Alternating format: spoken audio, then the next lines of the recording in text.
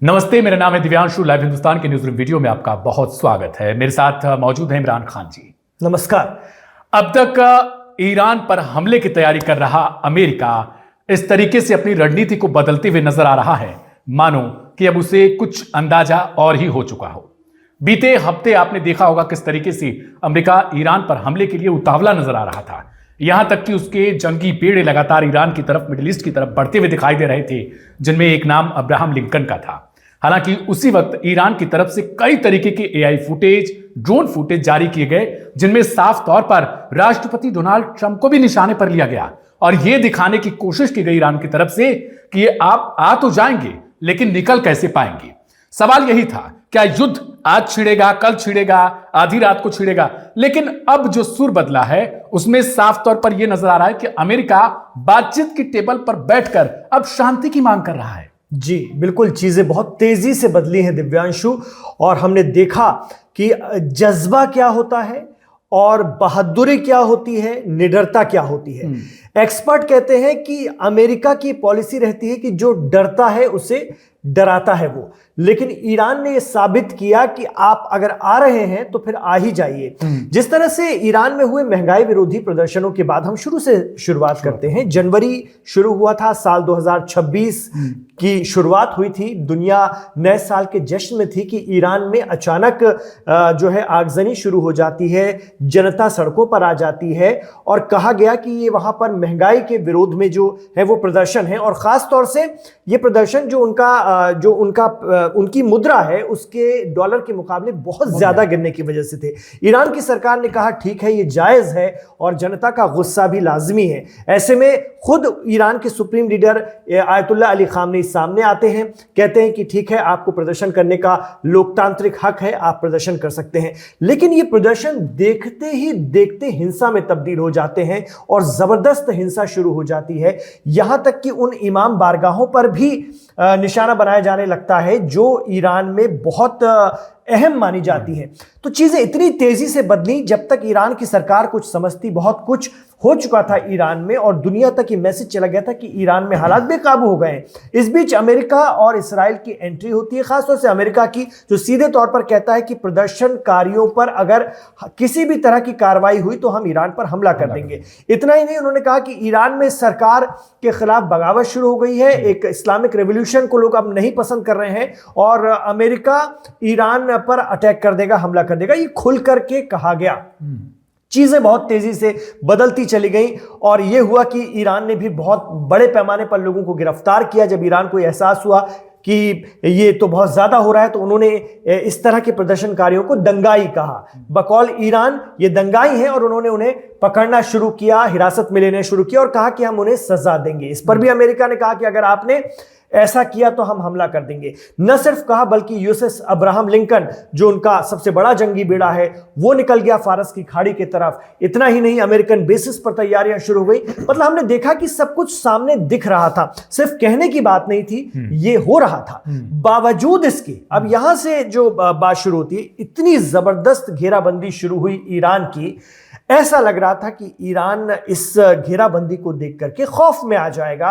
America अगर कोई घेराबंदी करे किसी भी देश की, उसके बाद वेनेजुएला हो जाता है, तो एक और मैसेज गया कि जिस तरह से वेनेजुएला के प्रेसिडेंट को हिरासत में पकड़ के उठाकर ले गया अमेरिका, क्या ईरान के सुप्रीम लीडर के साथ भी ऐसा होगा? इस तरह की बातें शुरू हुई और मीडिया में, इंटरनेशनल मीडिया पर इस तरह की खबरें चलने लगी कि खामनेई को भी उठवा लेगा अमेरिका या खामनेई को मार दिया जाए। इस तरह के लफ्जों का इस्तेमाल होने लगा और ये बहुत ज्यादा होने लगा और ये लगने लगा कि भाई अब कुछ तो होगा। बावजूद इसके इस बात पर जोर है दिव्यांशु, ईरान नहीं डगमगाया। उन्होंने अपनी तैयारियों को तेजी से अंजाम दिया और वो बार बार कहते रहे कि अगर जंग होनी है तो हो जाए, आर पार की होनी है तो हो जाए, हम तैयार हैं। उन्होंने एक बार भी ऐसा नहीं कहा कि हम आपसे बात कर लेते हैं या आप हमारी भी सुनिए, मतलब उन्होंने कहा हमें आपसे बात ही नहीं करनी। ठीक है, आप हमारे यहाँ के प्रदर्शनों को, हमारे अंदरूनी मामलों को अगर विश्व स्तर पर यह कहकर उठा रहे हैं कि ईरान जुल्म कर रहा है अपने देश के लोगों पर, तो ठीक है, आपको अगर जंग का ये बहाना चाहिए तो जंग के लिए हम तैयार हैं। इस तरह की बातें सामने आने लगी और यही एक जज्बा था जिसको हम कह रहे हैं, वो ईरान ने नहीं छोड़ा और ईरान की आवाम ने भी नहीं छोड़ा, जो इमाम आयतुल्लाह अली खामनेई के समर्थन में सड़कों पर उतर आई और देखते ही देखते चीजें बदलने लगी। बिल्कुल, और कुछ इस तरीके से बदल चुकी है कि वो यूनाइटेड स्टेट्स जो अभी तक धमकी दे रहा था, हमले की धमकी दे रहा था, ये भी कह रहा था कि उसे सब कुछ पता है ईरान में क्या कहां पर है, यहां तक कि एलन मस्क की कंपनी वहां पर बैठकर इंटरनेट प्रोवाइड करवा रही थी पूरे प्रदर्शन के दौरान, स्टारलिंक, और किस तरीके से स्टारलिंक को ही ईरान ने अपना हथियार बना लिया, वो सब कुछ हमने देखा। लेकिन सवाल ये उठता है कि अब जो है बीच में हमने देखा कि वही वाली मौजूदगी दिखाई देने लगी थी जिस तरीके से अमेरिकी राष्ट्रपति ने ईरान पर हमले से पहले संवर्धित यूरेनियम, एनरिच्ड यूरेनियम को लेकर आरोप लगाए थे कि परमाणु हथियार बनाने के करीब पहुंच चुका है। अब एक बार फिर से वो मसला उभर रहा है, एक तरफ बातचीत की भी खबर है, दूसरी तरफ एनरिच्ड यूरेनियम को भी। अच्छा, आपको खुद आश्चर्य होगा, हमारे दर्शकों को भी होगा कि जो बात ईरान में चल रहे महंगाई विरोधी प्रदर्शन जो हिंसक हो गए उनसे शुरू हुई थी और कहा गया था कि प्रदर्शनकारियों पर कार्रवाई हुई तो हमला कर देंगे, यही मुद्दा था। ये यूरेनियम एनरिचमेंट पे कहां पहुंच गया? आप देखिए, अमेरिका को दरअसल दिव्यांशु ये बात समझ में आ गई कि ईरान से इस तरह से निपटना मुश्किल है। उनका जो युद्धपोत है वो खड़ा तो जरूर है फारस की खाड़ी में, लेकिन जिस तरह से ईरान ने अपना वार एक्सरसाइज शुरू किया उसी इलाके में, जब अमेरिका ने एतराज किया और दुनिया को बताया कि देखिए ईरान ये कर रहा है, आप ऐसा न कीजिए, उसने धमकाया, लेकिन ईरान ने कहा कि हम अपने एरिया में, अपनी सीमा के अंदर कर रहे हैं। इस तरह की बातें निकलकर सामने आने लगी। तब अमेरिका को एहसास हुआ कि अगर एक भी गलती हुई उनके युद्धपोत की तरफ से तो उनके युद्धपोत पर संकट आ जाएगा। यमन से जो अंसारुल्लाह हैं, जो हूती हैं, वो अटैक कर देंगे, ईरान के जो और प्रॉक्सी वो अटैक कर देंगे, ईरान की नेवी अटैक कर देगी। और अगर यूएसएस अब्राहम लिंकन पे थोड़ा भी नुकसान होता है या बड़ा नुकसान होता है तो ये अमेरिका के लिए बेहद शर्मिंदगी की बात होती दुनिया में। यही वजह है कि जब ये एहसास, इससे बढ़कर एक एहसास और हो गया अमेरिका को, जब ये एहसास हुआ कि रूस और चीन भी पीछे हैं, जब रूस ने खुलकर कह दिया कि हम ईरान के साथ हैं, ईरान अकेला नहीं है, साथ ही ये बात भी सामने आ गई कि फरवरी के मध्य में रूस और चीन ईरान के साथ मिलकर नेवल एक्सरसाइज करने जा रहे हैं, तब अमेरिका को एक कन्फर्म हो गया कि अगर हमने एक भी हिट किया तो वहां से इतना तगड़ा जवाब आएगा कि हमें दुनिया को बताना मुश्किल हो जाएगा। और दुनिया को क्या, अपने देश की आवाम को बताना मुश्किल हो जाएगा, क्योंकि प्रेसिडेंट ट्रंप इस वादे के साथ आए हैं कि हमें जंग नहीं करना है, मैं जंगों को रुकवा दूंगा, है ना। और अगर ऐसा कुछ होता है, जंग फिर तो बड़ी भारी जंग शुरू हो जाती, तो फिर वो आवाम को क्या जवाब देते। यही वजह है कि खबर आ रही है, हालांकि हम इन खबरों की पुष्टि अभी नहीं करते, लेकिन इस तरह की बातें चर्चा का विषय है कि यूएसएस अब्राहम लिंकन पीछे हटने लगा है। किस तरफ से कहां पीछे हट रहा है अभी इसकी तस्दीक नहीं हो पाई है, लेकिन इस तरह की चर्चा जरूर शुरू हुई है। और अगर ऐसा हो रहा है तो जाहिर सी बात है, और फिर बात इधर आती है कि भाई तुर्की में दोनों देशों के जो है लीडर्स बैठ रहे हैं, लीडर्स मतलब उनके विदेश मंत्री ईरान के और प्रेसिडेंट ट्रंप के प्रतिनिधि स्टीव विटकॉफ बैठने जा रहे हैं, तो एकदम से चीजें पलट गई। महंगाई विरोधी प्रदर्शन को लेकर जो तनातनी शुरू हुई थी वो कहां पर पहुंच गई, वो यूरेनियम एनरिचमेंट तक पहुंच गई, या उसी बात पे पहुंच गई जो जून 2025 में जहां पर रुकी थी इस्राइल की वजह से, कि अच्छी खासी चलती बातचीत में इस्राइल ने एक तरह से जो आरोप लगता है अड़ंगा डालते हुए हमला कर दिया था ईरान पे, और वो बातचीत टूट गई थी। तो ये देखिए कि अमेरिका ने कैसे बात और पूरी मोड को बदल दिया। उसके पीछे की वजह यही है कि वो जानते हैं कि अगर जरा भी हमला किया या जरा भी कुछ इस तरह का एक्शन लिया तो वहां से प्रतिक्रिया जबरदस्त होगी, और जो प्रतिक्रिया का एक खौफ है वो अमेरिका को समझ में आ रहा है, जिसके चलते उसने आनन फानन में, आप देखिए कुछ घंटों पहले तक स्थिति कुछ और थी और अब बदल चुकी है। क्योंकि बात एनरिच्ड यूरेनियम पर हो रही है तो एक सवाल बहुत जायज बन जाता है जी। जून के महीने में जब अमेरिका ने एयर स्ट्राइक किया V2 बॉम्बर्स गए बाकायदा उनके ठिकानों पर, तथाकथित ठिकाने जो वो बता रहे थे, इस्फहान था, इसके अलावा नतांज था, फूद था, वहां पर जब हमला किया तो कहा कि मैंने सब कुछ नष्ट कर दिया है। प्रेसिडेंट ट्रंप के पहले वक्तव्य में यही आया था कि अमेरिकी वायुसेना दुनिया की सबसे बड़ी सेना, उसने जो कर दिया वो कोई नहीं कर सकता। हमने यूरेनियम खत्म कर दिया, परमाणु बनाने से उनको नष्ट कर दिया, ईरान को 50 साल पीछे कर दिया। हाँ, इतने साल पीछे करने के बावजूद अब 400 किलो के ऊपर जो है वो एनरिच्ड यूरेनियम आखिर इतने महीने में आ कहां से गया।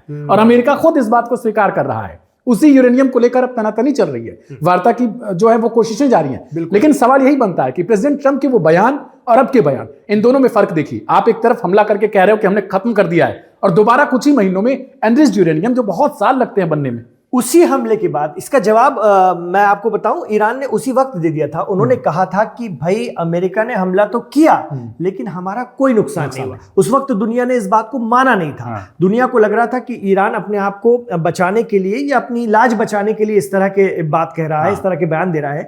उन्होंने कहा था कि बहुत हमारे जो सेंटर्स है परमाणु या न्यूक्लियर एनरिचमेंट सेंटर, वो बहुत गहराई में है, आप वहां तक नहीं पहुंच सकते, और हमने अब जो बचाना था वो बचा लिया। ये उन्होंने खुलकर बयान दिया था उस हमले के बाद, और उसके बाद वो युद्ध खत्म हो गया था। लेकिन ईरान खुद कह चुका है जबकि हमारा एनरिचमेंट यूरेनियम को कोई नुकसान नहीं हुआ है, तो वो अभी भी बरकरार है। और हो सकता है आगे चलकर अगर कोई बातचीत कामयाब होती है अमेरिका और ईरान के दरमियान, तो वो ये एक नतीजे पर पहुंच सकती है कि एनरिच जो यूरेनियम है, जो संवर्धित यूरेनियम है, वो ईरान किसी तीसरे देश को दे देगा। तो वो किसको दे सकता है? वो सिर्फ रूस के पास रखवा सकता है, तुर्की को देगा नहीं, अरब के किसी भी देश को देगा नहीं, क्योंकि जाहिर सी बात है उन पर उसे यकीन नहीं है। तो एक उसका रास्ता है कि वो ये कहे कि ठीक है, हम अपना एनरिच यूरेनियम रूस के पास रखवा देते हैं। इतना हो सकता है, और ये बातचीत अभी शुरू होगी, अगर जैसे कि चर्चा है, जैसे कि कयास लगाए जा रहे हैं, 6 फरवरी से फिर से शुरू हो रही है। तो आप देखिए अमेरिका सीधे बातचीत की टेबल पर आ गया।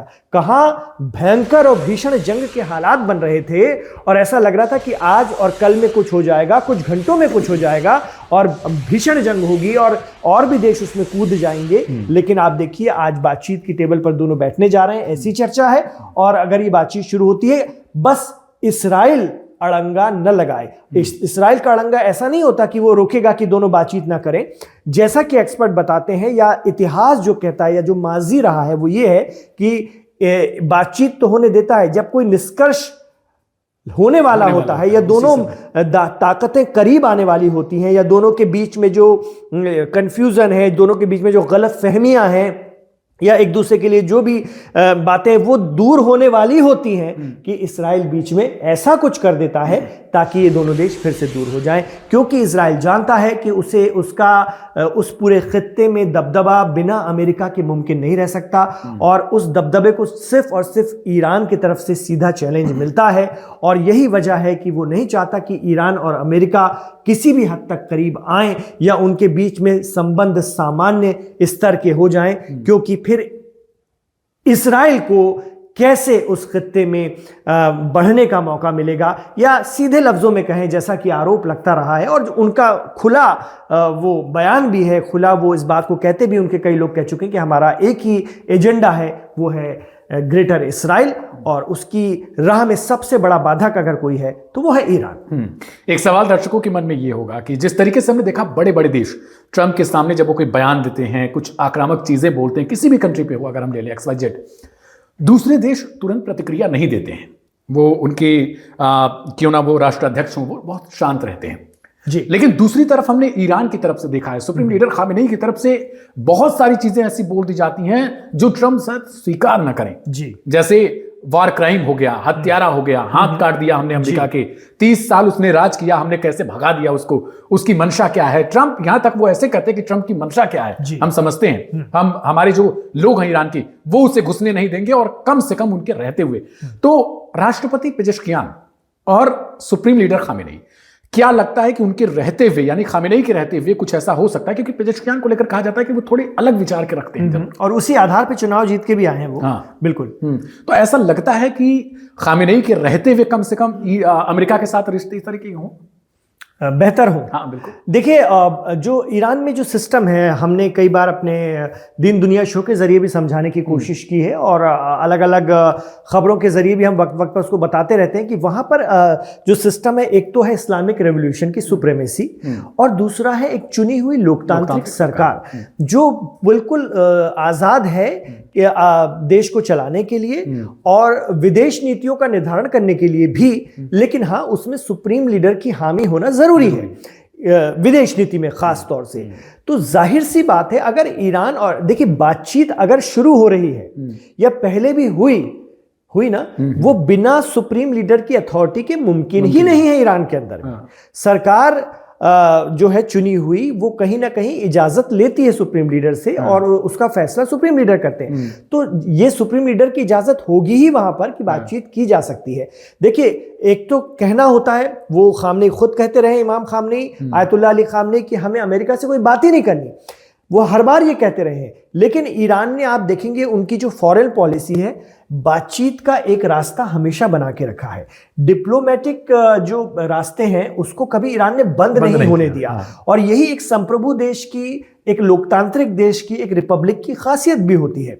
तो ये नहीं है कि आयतुल्लाह अली खामनेई या उनकी सुप्रीमेसी या इस्लामिक इनकलाब उसे होने नहीं देगा, या उसको क्योंकि देखिए, जनता का जो मूड है, जनता भी ईरान की चाहती है कि भाई चीज़ें सामान्य हो और हमें एक अच्छी ज़िंदगी मिले, और वो खुद ईरान के सुप्रीम लीडर इस बात को स्वीकारते हैं, और इसका आरोप भी वो अमेरिका पर लगाते रहे हैं कि अमेरिका के 50 साल के प्रतिबंधों की वजह से ईरान की ये स्थिति बनी है। इसके लिए वो अमेरिका को ही जिम्मेदार ठहराते हैं। लेकिन हाँ, अगर बातचीत का कोई रास्ता बनता है, लेकिन वो उन्होंने हमेशा एक बात कही है, बातचीत से गुरेज नहीं। वो कहते हैं हम प्रेसिडेंट ट्रंप से बात नहीं करेंगे, जिस तरह की वो जबान बोलते हैं, लेकिन उन्होंने ये कहा है कि बातचीत की गुंजाइश हमेशा बनी रहेगी, और वो इसलिए बनी रहेगी, लेकिन किन हालात में? जब पैरेलल बात हो, कोई झुकेगा नहीं। आप हमें झुका नहीं सकते, आप हमें दबा नहीं सकते। ईरान दबने वालों में से नहीं है। जो भी बात होगी वो आमने सामने, आंखों में आंखें डाल करके होगी। उस स्थिति में हम आपसे हर चीज को, हर बात करने के लिए तैयार हैं, हर नेगोशिएशन के लिए हम तैयार हैं, लेकिन वो हमें दबा कर नहीं होगा। आप हमें, यही वजह है कि आप प्रेसिडेंट ट्रंप अब ये नहीं कह सकते कि हमने ईरान को प्रेशर में डालकर बातचीत में ले आया। ये तो दुनिया देख रही है, दुनिया जान रही है, ईरान प्रेशर में आके बातचीत में तो नहीं आया।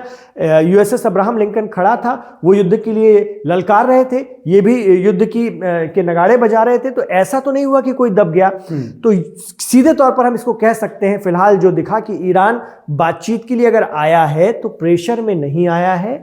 वो बिल्कुल सामने से जो बात होगी, जो खुली बातचीत होगी, जो बिना किसी दबाव के होगी, जैसा कि ईरान के सुप्रीम लीडर कहते रहे, वहां की सरकार कहती रही है, उसी आधार पर बातचीत होगी, जो कि अरब देशों ने भी तय करवाई होगी। वो भी जानते हैं, वो भी समझ गए। क्योंकि देखिए, अगर ये जंग होती, ये युद्ध होने वाला है, अगर होता है तो इसका सबसे ज्यादा नुकसान होगा अरब देशों को, उस पूरे खित्ते को, और वो नहीं चाहते हैं कि ऐसा हो। इसलिए उन्होंने लगातार ये कोशिश की है कि ये चीज़ें टल जाएं। अभी भी जो खबर आ रही है वो यही आ रही है कि कतर, सऊदी, यूएई, बहरीन और भी देशों ने मिल करके तुर्की के साथ में इस पूरी बातचीत को ऑर्गेनाइज करवाया है, और तुर्की में इस बार ये बातचीत होगी। तो उम्मीद की जा सकती है, चूंकि तुर्की एक नेटो मुल्क है, उसके ईरान से भी अच्छे संबंध हैं, उसके अमेरिका से भी बहुत अच्छे संबंध हैं। तो इस बार अगर ये बातचीत होती है न्यूक्लियर को लेकर के, जो कि इसराइल का सबसे बड़ा एक एतराज है कि भाई ईरान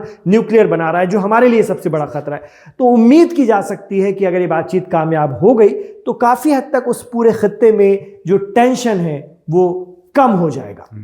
बहुत शुक्रिया आपका फिलहाल इमरान जी इस तमाम जानकारी के लिए। लेकिन अमेरिका के जो 30,000 से ज्यादा सैनिक हैं इस पूरे मिडिल ईस्ट के एरिया में, वो सब भी बहुत ज्यादा खतरे पर हैं। ऐसा कोई और नहीं कहता, बल्कि अमेरिका की तरफ से खुद बताया गया है कि वो नहीं चाहते कि उनकी जान खतरे में जाए। और शायद यही बड़ी वजह है कि ईरान की तरफ से शुरुआत में इस बात को भांप लिया गया कि अमेरिका की नीति का कोई ठिकाना नहीं है, किसी भी रात किसी भी तरीके से वो हमला कर सकते हैं, और वो इस बात में गुरेज भी नहीं करते। लेकिन ईरान ने यही कारण था कि तमाम तरीके से अपनी कोई भी रणनीति उन्होंने छोड़ी नहीं, और एक एक वीडियो जारी किए, दूसरी तरफ से उसी हिसाब से बातचीत का रास्ता भी खोले रखा, और तीसरी तरफ से उन्होंने ये भी कहा कि अगर मारा तुमने तो छोड़ने वाले हम नहीं हैं। फिलहाल यही कुछ कारण ऐसे हो सकते हैं। आज की चर्चा में आपको क्या कुछ लगता है, आपको क्या लगता है कि मिडिल ईस्ट में शांति कितने दिन रहने वाली है? क्या ईरान और अमेरिका के बीच बातचीत संभव हो पाएगी?